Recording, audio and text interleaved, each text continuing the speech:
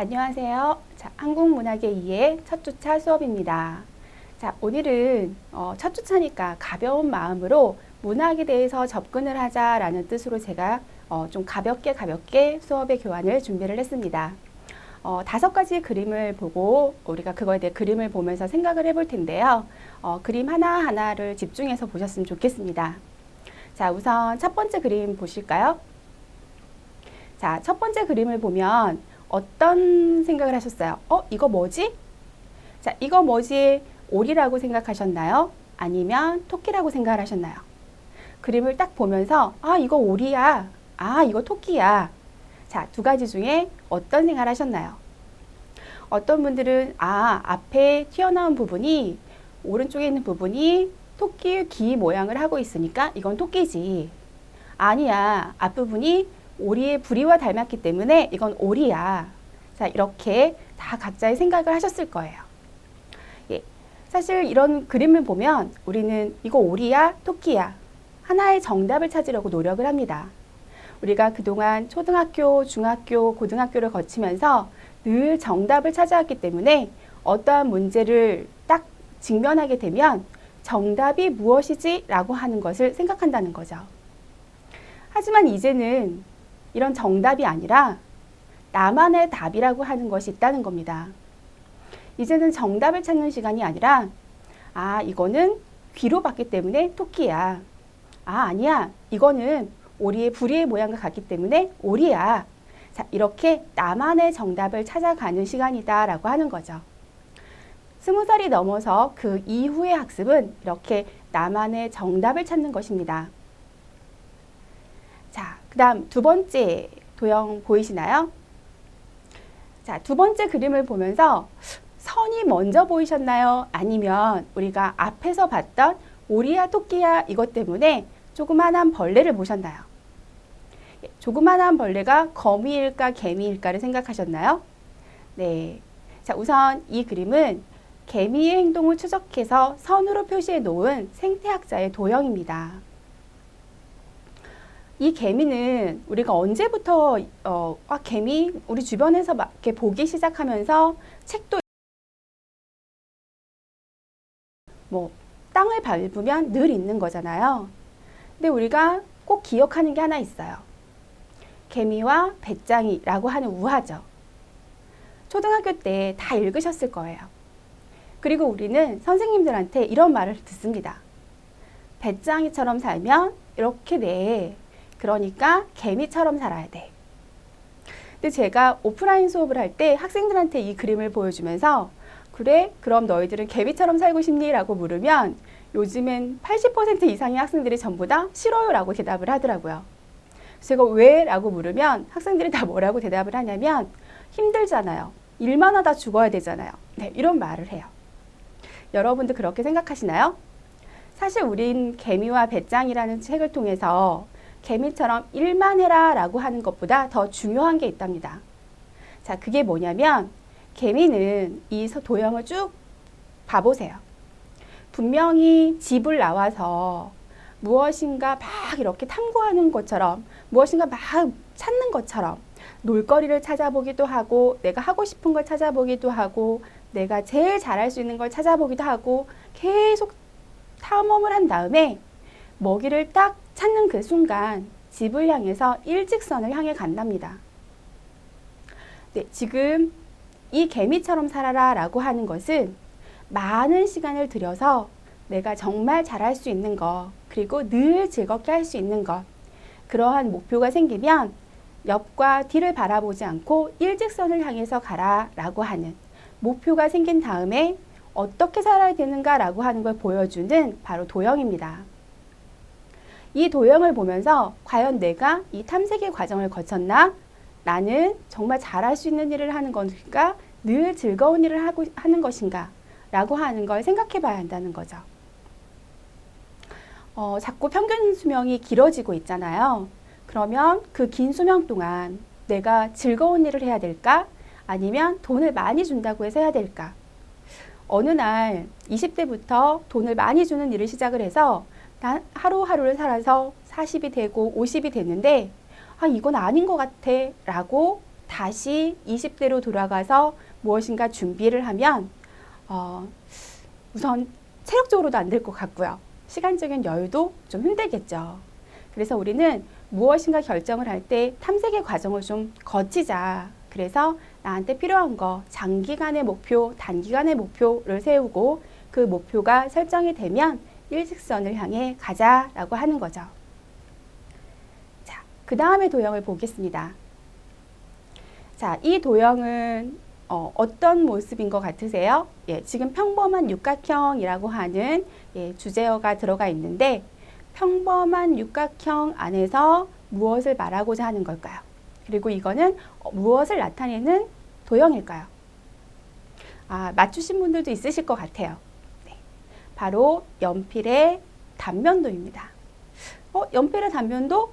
그런 것 같아. 가운데 있는 게 검은색 흑심인 것 같아. 흑심이고 그 다음에 옆에는 연필의 모양이야. 그래. 연필의 단면도구나. 네, 연필의 단면도인데 자, 이 연필은 처음에 만들었을 때는 원이었답니다. 이 원이 이렇게 둥그런 연필이었는데 그 연필을 쓰다 보니까 얘가 자꾸 떼루루 굴러가서 뚝, 뚜루루 굴러가서 뚝 이렇게 계속 떨어지는 거예요. 근데 떨어지기만 하면 괜찮은데 그 다음에 그 연필을 쓰려고 보면 계속 부러져서 글씨를 쓸 수 없게 됐다는 거죠.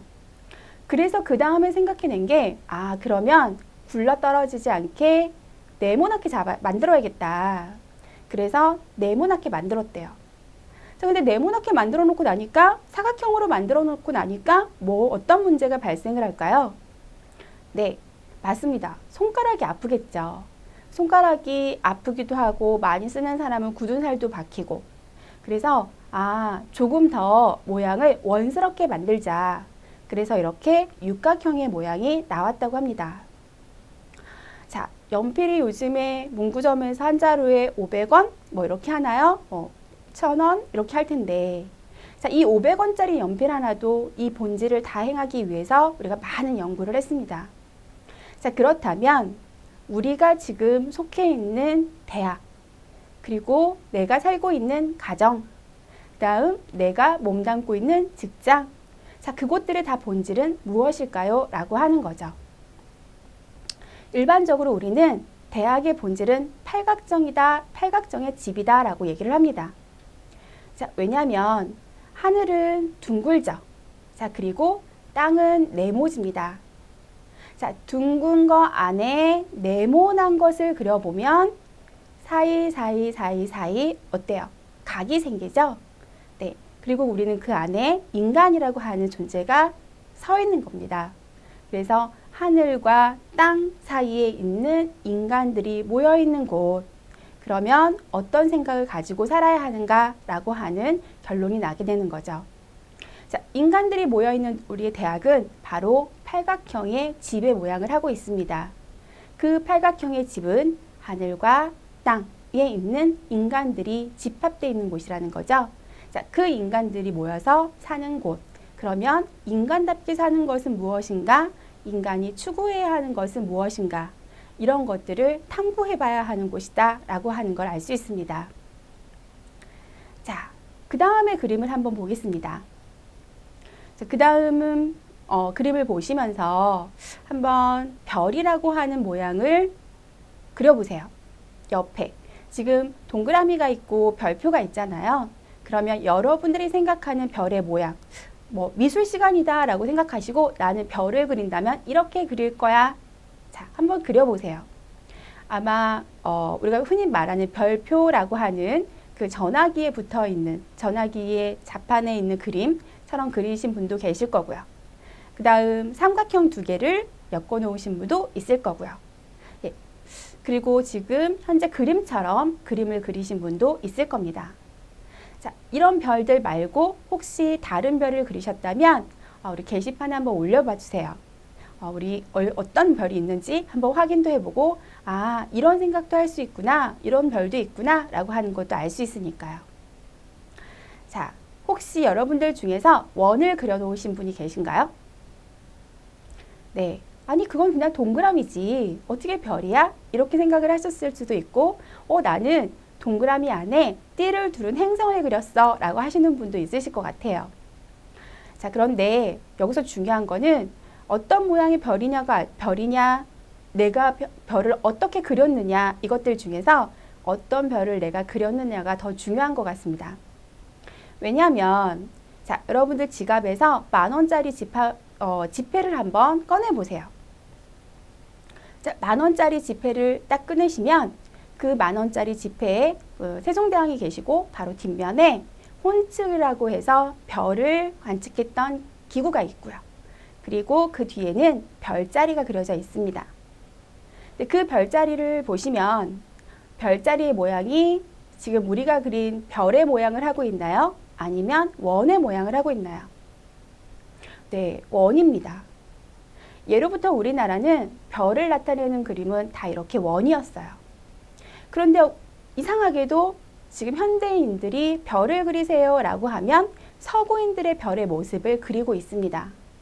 자, 그건 무엇을 얘기하는 걸까요? 우리가 점점 서구적인 사고에 익숙해져 있고 서구적인 것만 기억하고 있다라고 하는 것을 말해주는 거죠.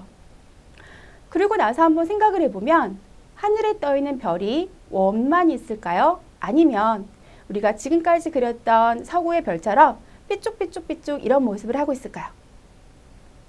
내가 어떻게 보느냐, 내 마음이 어떠냐, 그런 때에 따라서 원처럼 보이기도 하고 삐쭉삐쭉한 서구의 별처럼 보이기도 하죠. 원이야, 아니야, 삐쭉삐쭉한 서구의 별이야, 둘 다 하나만 맞다라고 얘기할 수는 없습니다. 자, 그렇다면 이 도형에서 말하고자 하는 건 무엇일까요? 바로 원, 우리의 사고, 동양적인 우리 전통적인 사고와 서구적인 것을 함께 알아야 한다라고 하는 겁니다. 우리가 서구의 것이 좋다고 마냥 쫓아만 가게 되면 우리는 늘 2인자라는 거죠.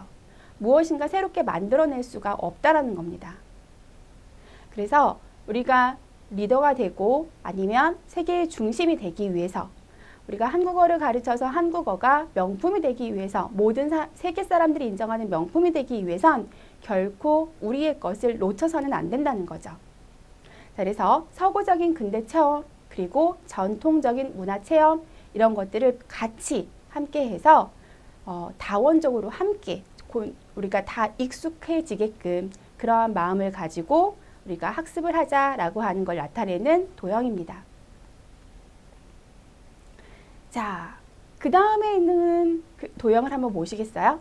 자, 그 다음에 있는 도형은 네모 안이 무엇인가 넣고 싶은 심리가 생기지 않으세요? 예, 그러면 그 네모칸 안에 들어갈 수 있는 알파벳을 한번 적어보세요.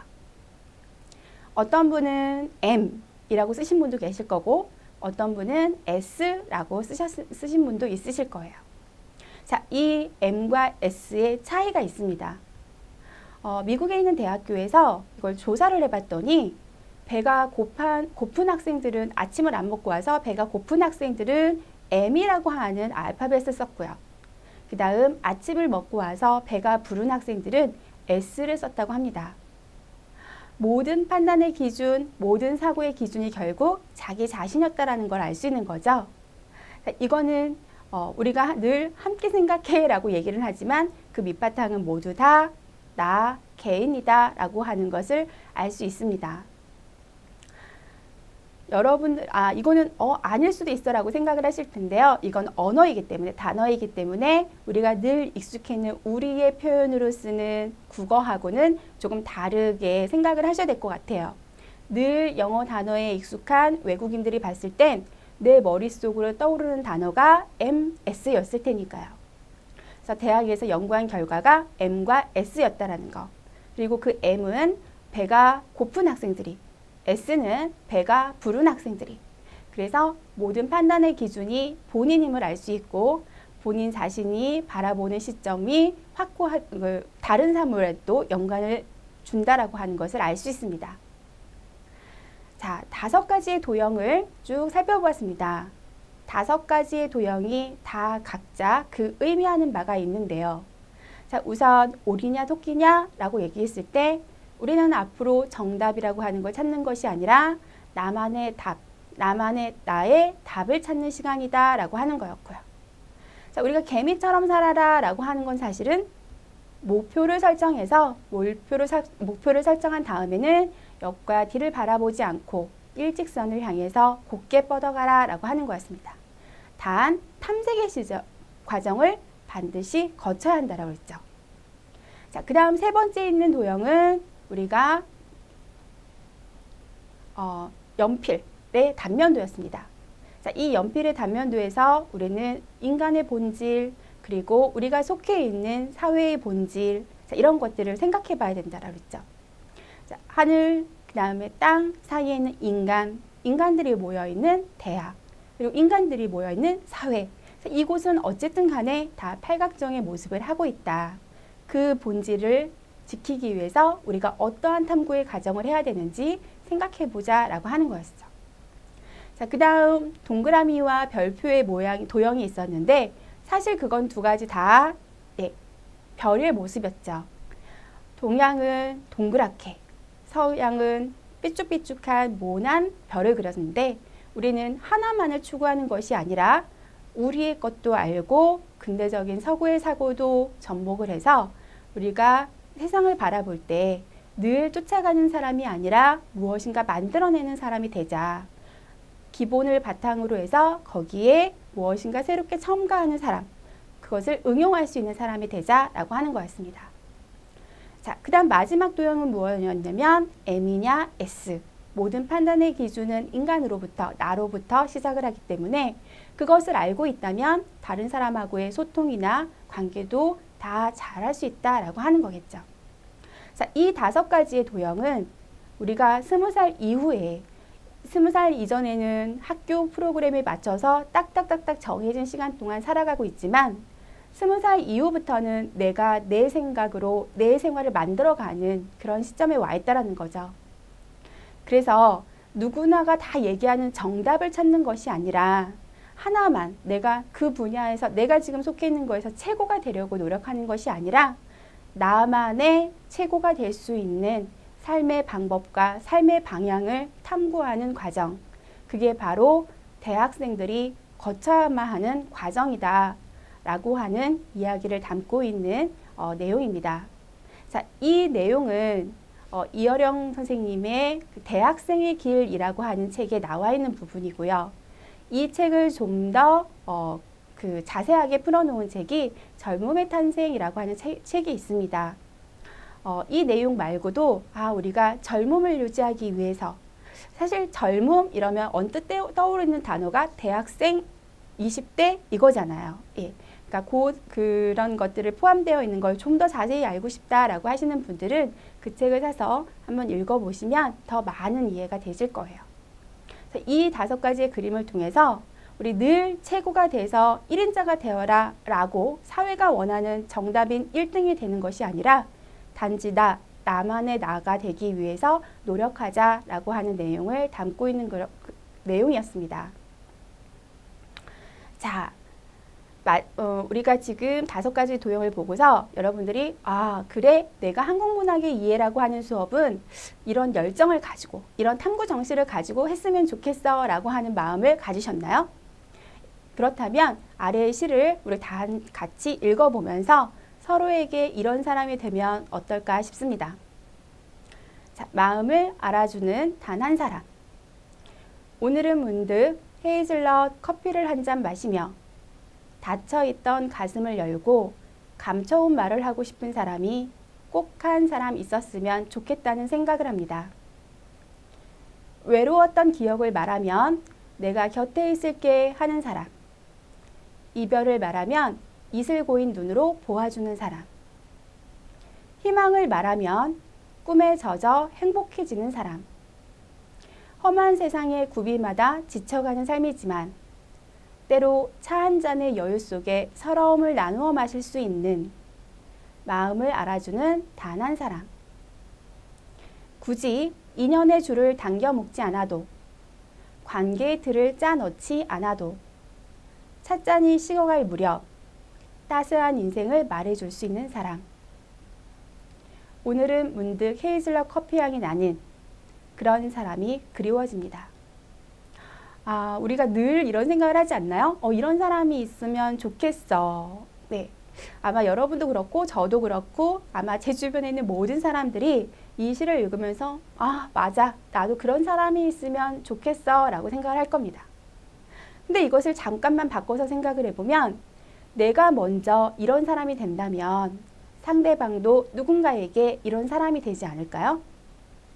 한국 문학의 이해는 문학이라고 하는 것을 공부하기 위해서 작가의 마음, 그리고 독자의 마음, 그리고 시대적인 상황 이런 것들을 서로 알아줘야 됩니다.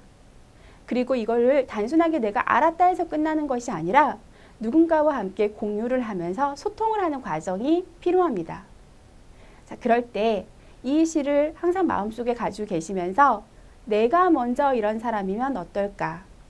그리고 우리가 수업을 할 때도 여러분들이 저의 마음을 잘 알아주는 한 사람이 돼서 정해진 시간, 정해진 기간에 할 거 하고 그다음 시험도 열심히 잘 보시고 그러면 저도 여러분들의 마음을 알아주는 단 한 사람이 되기 위해서 이거 과제가 너무 어려웠나?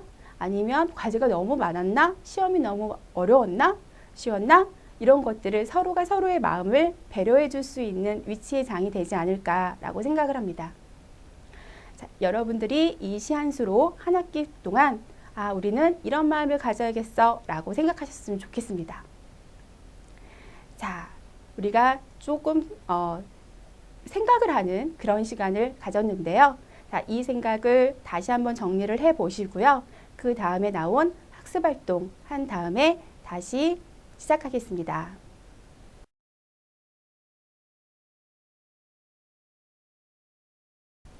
자, 학습활동 잘 살펴보셨나요? 자, 학습활동을 보면서 우리가 알고 있던 배짱이의 모습과 많이 다르구나 라고 하는 걸 아셨을 것 같아요.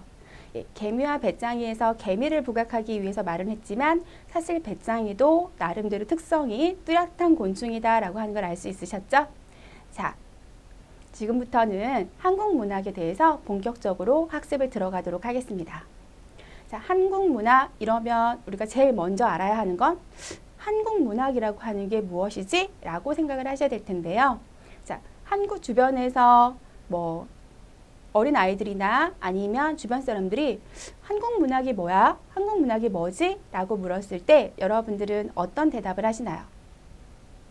어떤 분들은 국문학이야 이런 분도 계실 거고 그냥 한국의 이야기를 담고 있는 거야 이렇게 얘기를 하실 것 같아요. 사실 우리가 한국 문학이라고 하는 개념을 알기 위해선 우선 한국이라는 말도 알아야 되고 문학이라는 말도 알아야 될 것 같아요. 우리가 예전에는 국문학과가 있었는데 요즘엔 한국문화학과, 한국문학학과 이렇게 대학에 있는 학과의 명칭이 바뀌기도 하고 있습니다. 자, 그리고 요즘에는 예전에 국어 국문학과였던 것이 요즘에는 한국어 교육학과 이렇게 바뀌기도 했죠. 국어, 한국어, 국문학, 한국문학 차이가 있을까요? 없을까요? 자, 그러면 우리가 한국 문학을 알아보기 위해서 우리 우선 한국, 그 다음 국, 그 다음 문학 이 세 가지의 의미를 살펴보겠습니다. 자, 문학이라고 하는 것은 우리가 예술의 범위 안에 넣습니다. 그래서 예술은 예술인데 무엇으로 만들어진? 네, 말과 글로 만들어진 예술, 우리가 말로 만들어진 예술 이렇게 얘기를 합니다. 말로 만들어진 예술이라고 하는 건 말에 의해서 전달된 문학이란 뜻이겠죠. 그것은 여러분들이 좋아했던 옛날 이야기 같은 것. 여러분들이 사전학습을 하실 때 거기에 보면 옛날 이야기가 하나씩 들어가 있을 거예요. 자, 이런 것들을 우리가 구비문학이라고 그래서 말로 전달된 문학, 말로 전달된 문학, 그래서 구비문학이라고 합니다. 문학의 의미는 우선 언어로 만들어진 예술, 언어예술이라고 하고 있습니다. 언어로 만들어진 인식과 형상의 복합체, 내가 인식하고 있는 거, 자, 그 다음 내가 보여주는 형태, 내가 말하고자 하는 사고를 담고 있는 형태가 함께 모여서 이루어진 것을 우리는 예술이라고 얘기합니다. 자, 그럼 국이라고 하는 의미는 뭘까요? 국가, 국어, 국문학 이렇게 쓰는 국이라고 하는 의미는 나라를 의미합니다. 우리니까 우리나라겠죠. 그리고 이 범위를 조금 더 확장을 하면 바로 민족이라고 하는 말로 쓸 수 있습니다. 국문학 이러면 우리 민족들이 만들어 놓은 문학 이런 개념이 되겠죠. 자, 그러면 우리 민족이 한국이지 뭐 한국의 의미가 국이야 이렇게 얘기할 수 있습니다. 자, 그럼 왜 우리가 한국문학과 국문학 이것 중에서 한국문학으로 왔느냐? 그러면 다른 나라는 어떻게 쓰고 있느냐? 이걸 생각해 봐야 할 텐데요. 국문학은 말 그대로 우리나라를 뜻하는 건데 한국이라고 하는 말은 외국인들이 우리나라를 바라볼 때 한국인 거죠. 그래서 타국의 우리나라를 이야기할 때는 한국이라는 말을 쓰고요. 우리가 우리의 나라를 얘기할 땐 그냥 우리나라 국이라고 하는 의미를 씁니다. 자, 그래서 한국과 국은 내가 나의 나라를 바라보느냐 아니면 내가 다른 나라 사람에게 우리나라를 이야기하느냐에 따라서 개념이 달라질 수 있다는 거죠. 그럼 국문학, 자 이러면 나라의 문학 이렇게 되는 거고 한국 문학도 역시 마찬가지로 우리나라의 문학인데 우리가 바라보는 관점이 아니라 외국인들이 객관적으로, 즉 우리를 밖에서 바라봤을 때의 객관적 시각으로 바라본 문학의 용어가 되겠죠. 자, 그러면 국문학의 의미에 대해서 살펴보겠습니다. 자, 국문학이란 무엇인가? 아까 국이 나라, 우리나라였으니까 당연히 나라의 문학이라는 말이 성립이 되겠죠. 자, 그 다음에 나라의 문학은 그 나라, 민족들이 쓰고 있는 언어가 어떤가요? 하나죠. 우리는 우리말이라고 표현을 합니다. 자, 그래서 우리나라 사람이 우리의 말로 이루어낸 언어 예술이다. 언어 예술, 즉 문학이다 라고 얘기를 하고 있습니다. 우리나라의 뜻이 더 강하게 담겨 있는 것이기 때문에 우리가 우리의 문학을 가르쳐서 말할 때는 국문학이라고 해야 된다. 즉 우리의 문학을 가르쳐서 우리를 조금 더 강하게 얘기할 때 쓰는 말이다. 자, 이렇게 정의를 할 수 있고요. 자, 어떤 일부의 학자들은 우리가 국문학 이러면 현대를 빼고 고전 문학을 뜻하는 말이다 라고 얘기를 합니다. 실제로 여러분들이 서점에 가서 국문학 개론이라는 책을 보면 사실 우리가 우리 문학은 과거에서부터 지금까지 쭉 정리가